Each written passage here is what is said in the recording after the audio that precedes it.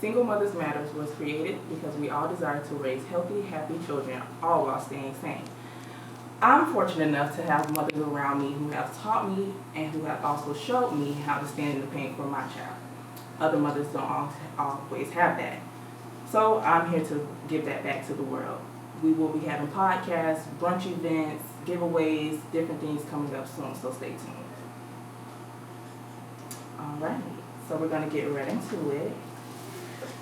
We're doing a Mommy's Mukbang today, and we have some questions from some of our viewers. For the first question, we're going to say, what are some of your biggest adjustments and or struggles as a single mom?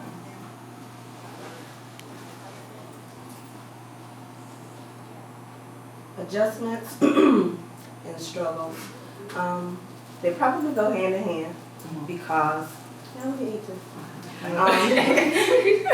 the adjustments and the struggles probably go hand in hand because you have to adjust your life based on your individual struggles. So as a parent, that still holds true. For me personally, I have gone through divorce, death, a lot of things that I had to not only prepare myself for, but prepare my children for. So in doing that, I just wanted them to not so much feel the struggle, but understand that when things happen, you can jump back up and get back on it. You don't stay down. Right. I guess it just depends on the person. But as long as you have a strong support system, it will definitely be easier for you to manipulate through the struggles. Yes. Right. Also having a strong mindset too. Exactly. If you think negative, you'll get negative reactions, things ain't go the way it's supposed to go. So if you think positive through it, that also helps a lot. Right. Okay. So that's a good one. All right. How do you find a balance between single parenting and self-care? I lack with that one. Yeah, I think a lot of people do. I lack with that one. Because we always put our kids first, Right. and then ourselves last. Like I find myself in the store and I'm like, I go enough for me ultimately. You go straight to the kids. But I go straight to the kids section, leave out with everything that Jason wants, and I even put all my stuff back. Yes. I'm always like that. I do the same thing. Self-care is I buy my for my kids kids first, and then I try to remember I gotta take care of myself as well. Yeah, we do But that. my kids are important, so I feel like they come first, then myself comes next. Yeah. I think that's the way we were all brought up. But what I have learned is if I don't take care of me, I'm not going to be good at taking care of anybody. Right. And I have oftentimes got lost in the struggle because I'm an empath, Right. and it's natural for me to care for other people. Right. But it's okay to care for other people, you just can't get lost in it. Yeah. You have to take those moments, those times, those opportunities for yourself, because your kids are looking. A lot of things that I went through, I thought I was hiding from my children. Right. They knew. Eventually, they told me, you know, Mom, we knew exactly what you were going through, whether it be my body language, my attitude, and when their mother is struggling and hurting, children struggle and hurt. Exactly. So if they see that and you are honest with them and you're truthful with them, you can tell them, you know, this happened, Right. but this is how we're going to handle it and handle it as a unit. I'm not saying you have to be real specific with your children because that depends on the age that they are. Right. But you can be honest with them and let them know when you are having a rough time dealing with something or you just need a moment to yourself to be able to get through to the next moment. Right. No, definitely, because kids can uplift you too. Like sometimes just talking to your kids, you know, puts you in a more of a better mindset. You know, It like does. it make your mood change from bad to good. So I mean, it is good to be open to with them to a certain, you know. Because they feed off of your energy. Your energy. Yeah. They know when something wrong. They know. And energy, I'm glad you said energy. People's energy. You literally don't have to say a word. Exactly. You can feel a person's energy and understand where they are. So it's important not only to, if you want your children to be in tune with their energy, so you got to be in tune with yours. Right. Like you can't express how you feeling and Yeah. stuff, so they can express how they feel, and you'll know where they're coming from and how they feel. Yep. Right. Boys and girls, because you know a lot of times we tell our boys, Be suck it strong, up, right. Be Don't strong, cry. don't cry. That's But real fellas, life. please cry. Because we don't need no interview. So, that brings me to my next question. If your child's father is absent, how do you go about explaining that to your child? I'll just go first because truthfully my child's father is absent, but he is getting to the age where he is asking questions. They say be truthful. I've been running, because that's not a question that I really want to answer for him. You know what I'm saying? That's really not my place either. But being truthful is one of the things. Like she just said, age appropriate is definitely a factor within this.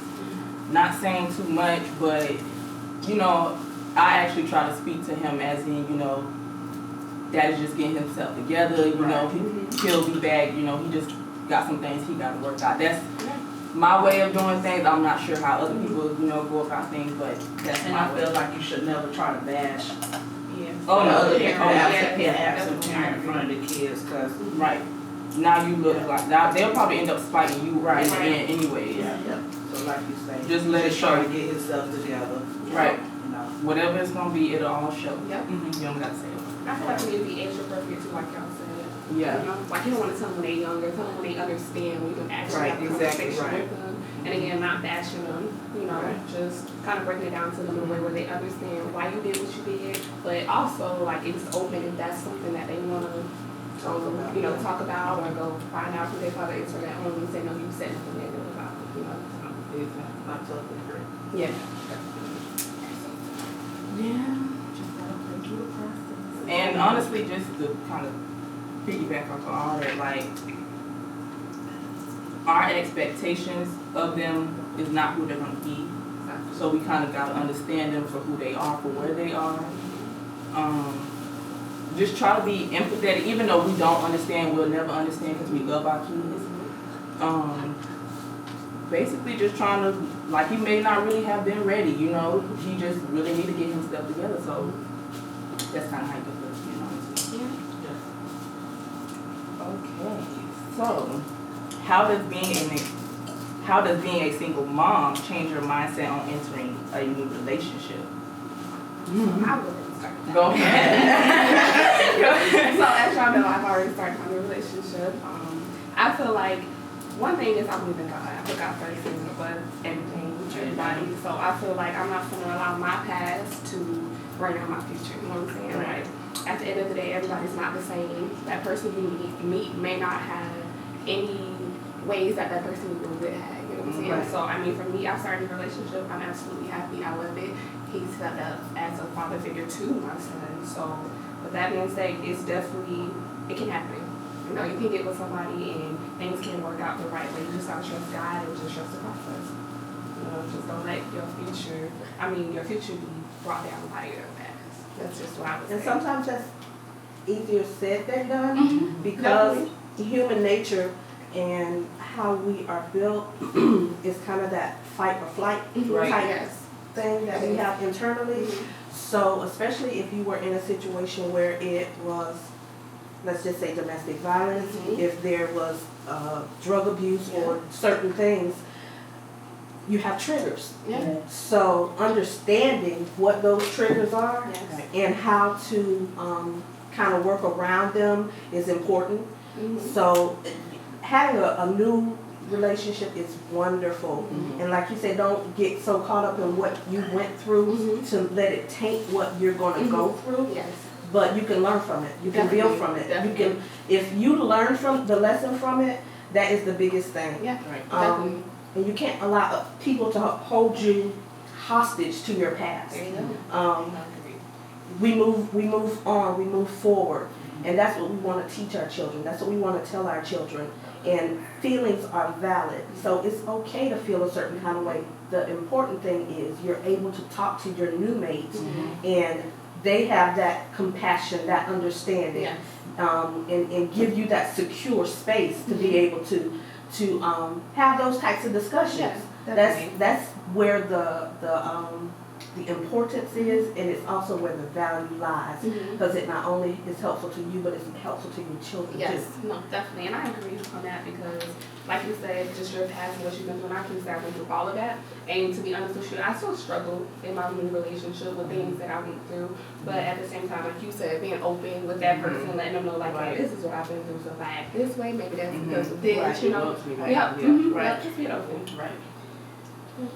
So what I have to say on that note is, I'm not in a new relationship, I'm not in a relationship, but I'm very cautious of when I'm maybe talking to a guy, I don't bring him around my kids until I feel like it's gonna go to the next level. I feel like he's a father figure or he's respectful to me and my kids. So I'm not at that level of a new relationship, but I'm very cautious of who I bring around my kids, introduce to my kids.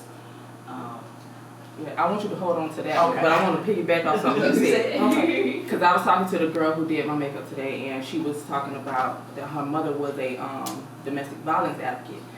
And the only thing I want to put out here that's very much important right now is if you are with your child's father and you are only staying because of your children and you are in a domestic violence issue, please leave it alone. You are not doing anybody any help. You are not doing your children any help.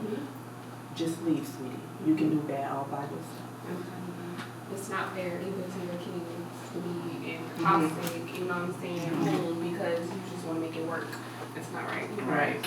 You're doing more damage. Yes. Right. On anything. That's true. Very true. But from what you said, you was like you don't want to bring guys around, till they're ready, whatever.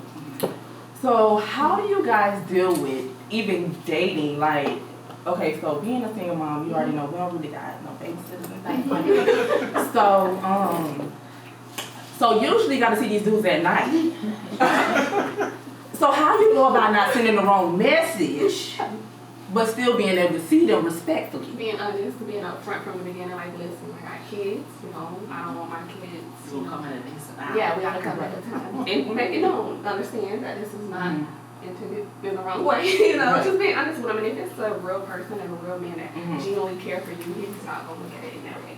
Right. Anyways, that would be my opinion. All right. Hey. We're welcoming in one. All right. All right. All right. So Z, we're gonna backpedal a little bit so you can give us a little insight on some of these questions. What are some of your biggest struggles, or what were some of your biggest struggles or adjustments as a single mom? Babysitters, balancing career, and getting my daughter from point A to point B when it came to our extracurricular activities and stuff like that. So I would say that was the most challenging, kind of putting your own personal things to the side for your kids. Right. The same thing we were kind of saying with that village type mentality. Like, it really literally takes a village for you to be able to make it now. Yeah. Like to say their support. Yeah. Very important. And sometimes it's not the family that you were born into. Right. It's the family that you create for yourself. And like, whatever that looks like for you in your particular situation, you have to establish that and not feel guilty about it. So speaking of support systems, what types of support has helped you specifically? I would probably say my immediate family, definitely the ladies at the table with me. I would definitely not have been this far without the advice, the actions of everybody. So that's what I would say for me.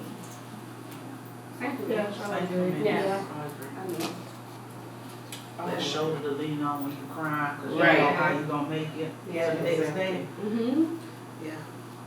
Listening ears. My dad you was need an a understanding listening ear. My dad was a big help to me in that he always grounded everything and put it in perspective. Family was super, super important to him. And because that was the foundation of everything, I always knew I had him. So when he left, it was challenging for me to feel safe. Right. So I had to create another safe space for myself. And that required me to kind of step back from my life, look at it from the outside in, and discover that I was too consumed with taking care of everybody else, which put me back into a place of depression and anxiety. And that is definitely something I used to feel ashamed of, or was meant to, or was pushed to feel ashamed of. Now, I'm the advocate because I've lost so many people because of suicide. And I know what my purpose is, and it's just a matter of me living in it now.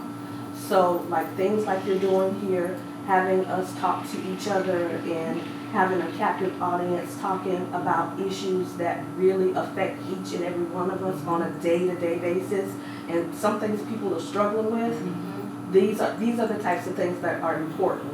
So I definitely commend you for even coming up with the idea to do this specifically geared towards mothers and women. So, yeah. Embrace each other. Absolutely. Because a lot of times you think you're alone. Like you think you're the only single mom that's going through certain things.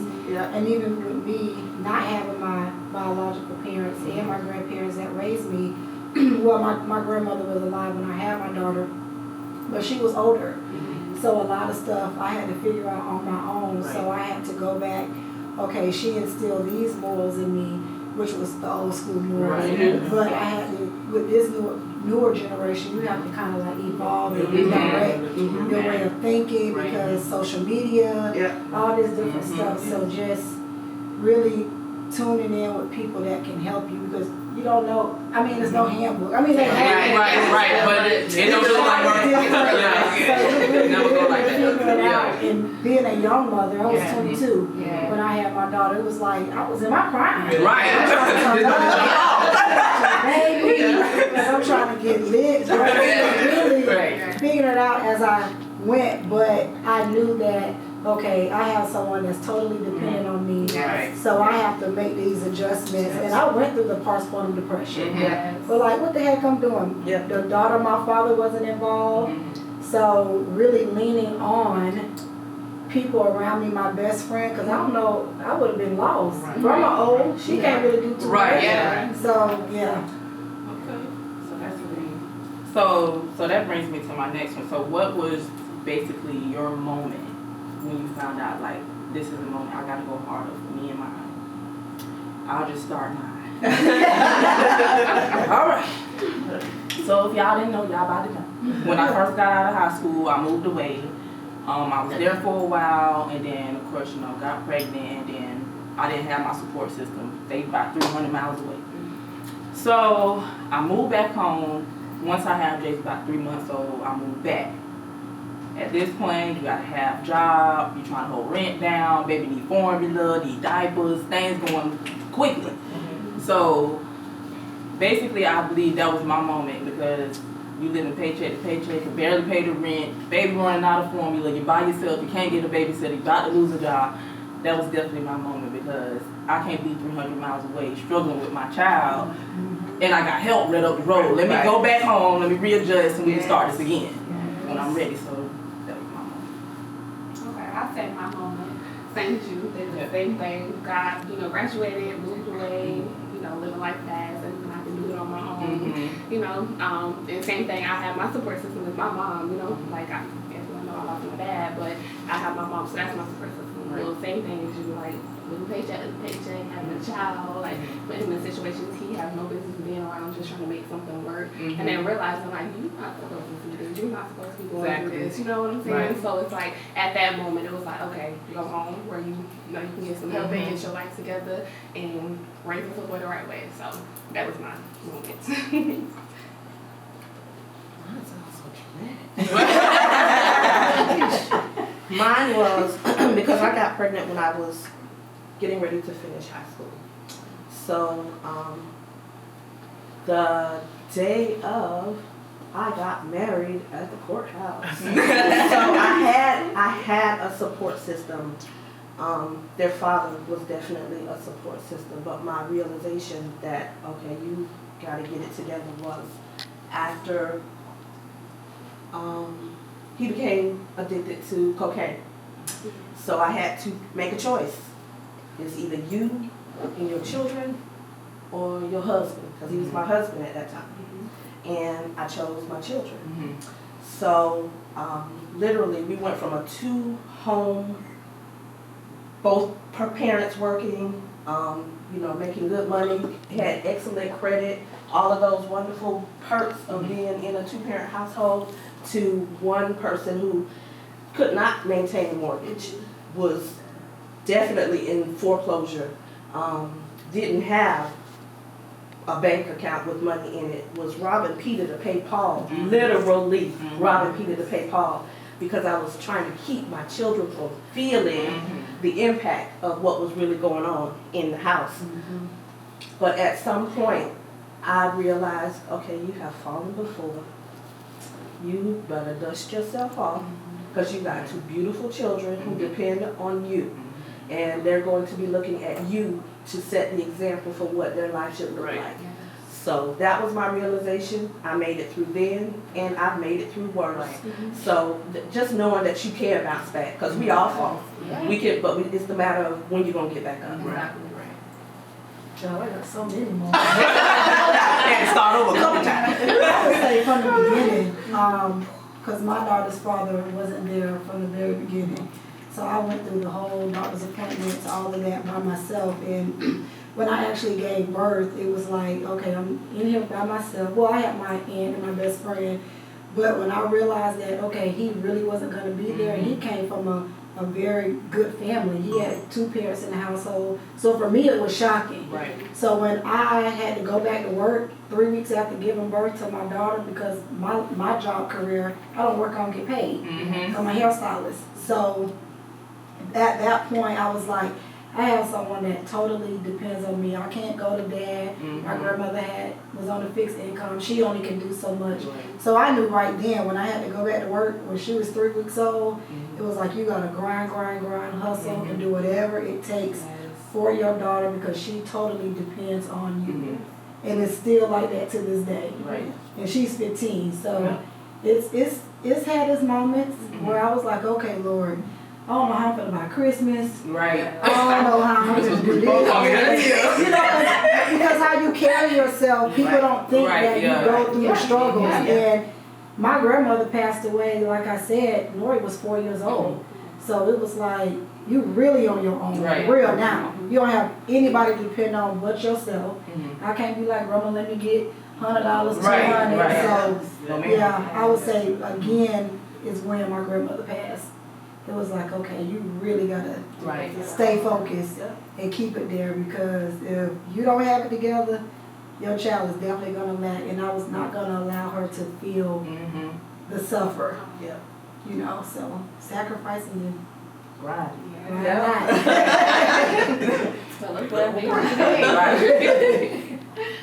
So I have a lot of moments too, like Zetro say, if I can't pinpoint exactly when. I would just say, like, I guess when I had my second child, and I'm a very prideful person, and I don't really like asking people to do for me, for my kids. And so I just felt like I worked 3-4 jobs at a time just so I could provide for both of my boys, because I didn't want to ask anybody for the help. I felt like I created these 2 kids. This is my responsibility. Let me take care of them. We struggled. They know. I kept it real with my kids. I used to tell them, I'm gonna be honest, I used to tell them the wind blow, that means the cable got cut out. But I kept the lights, a roof over their head, and water on. But I used to work, I still work my behind out. That's why I ain't got none.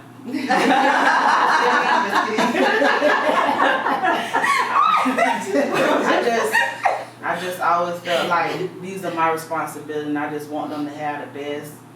So I grind for them. I step on their neck if they need it, because I want them to be respectful young men at the end of the day. But I love on them. I tell them all the time, I love you, say man, I love you, man, Val. And they be like, I love you too, Mom, I love you, But I just feel like I have to go hard. There's no question about it. I have to go hard for them. And they see it. They know, you gotta work today? Yes, I'll be back. Okay, we'll hold the house down, just don't burn it down.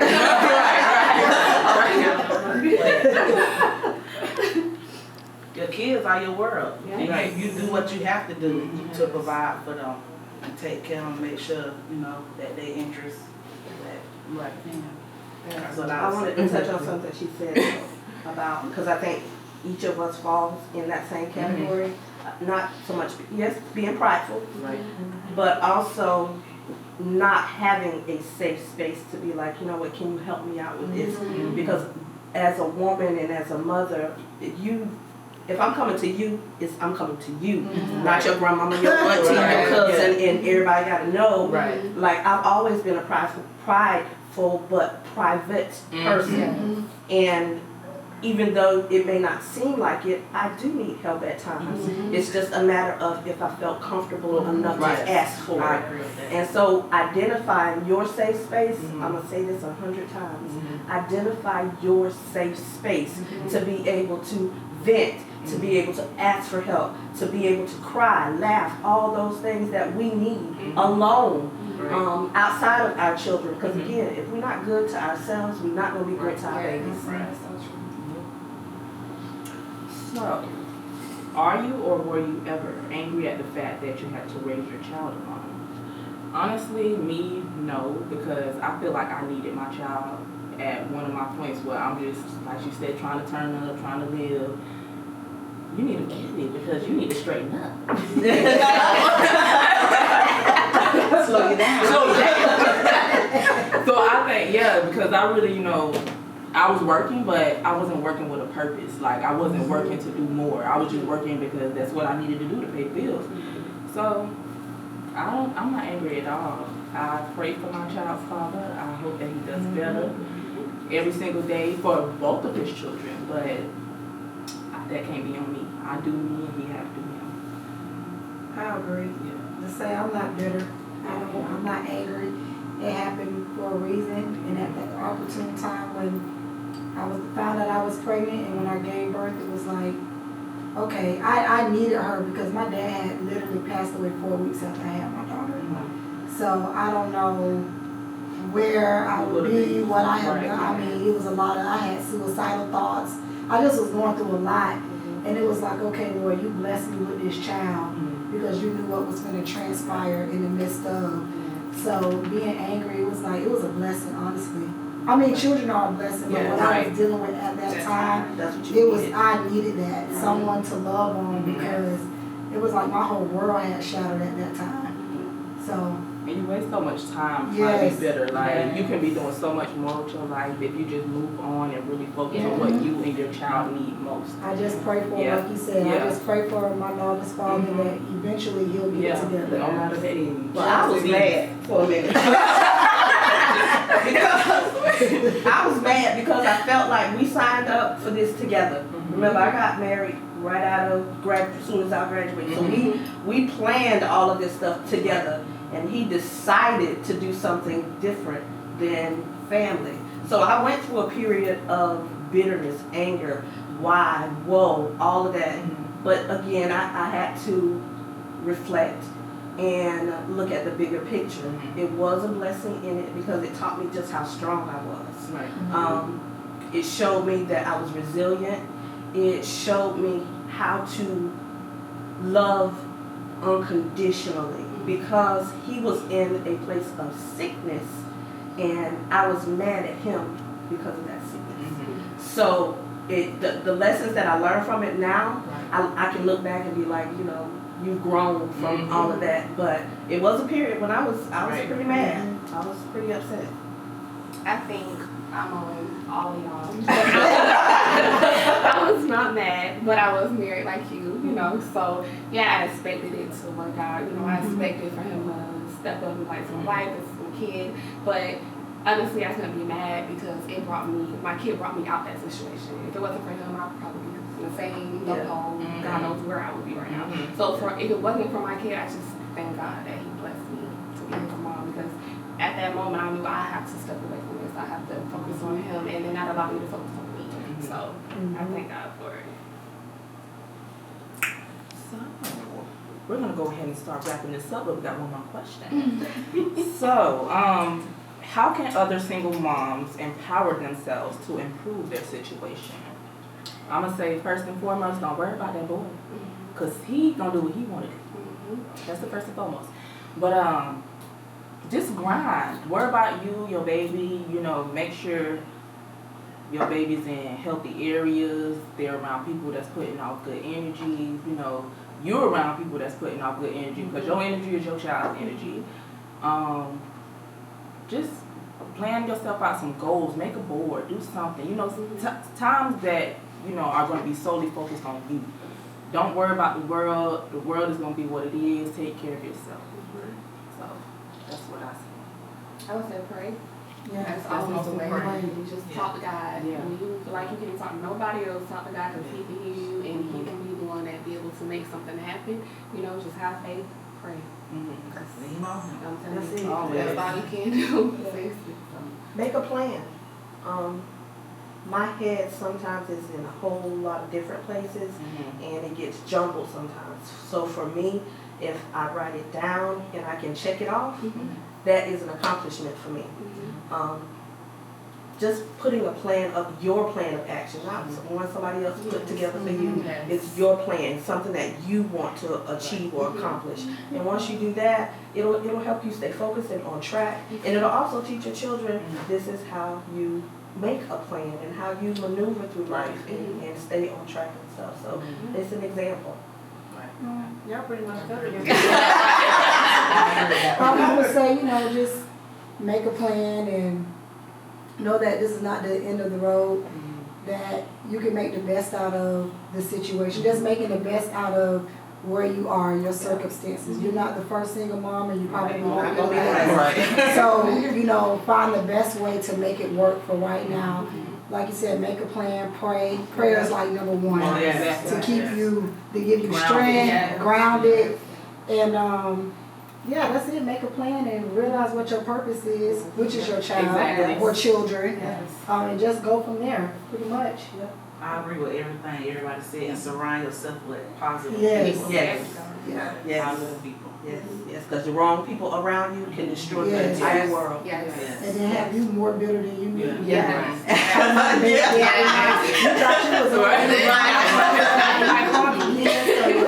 thought you surround yourself with good people. Just to get into what you said about your children or your world, I just learned something. Our children are not our world. We are our world. Our children are our asset to our world. Yeah. That's where we lose ourselves. Yeah. So we got to learn that. Say that, niece. So that wraps up our video for today. Stay tuned. We have more to come.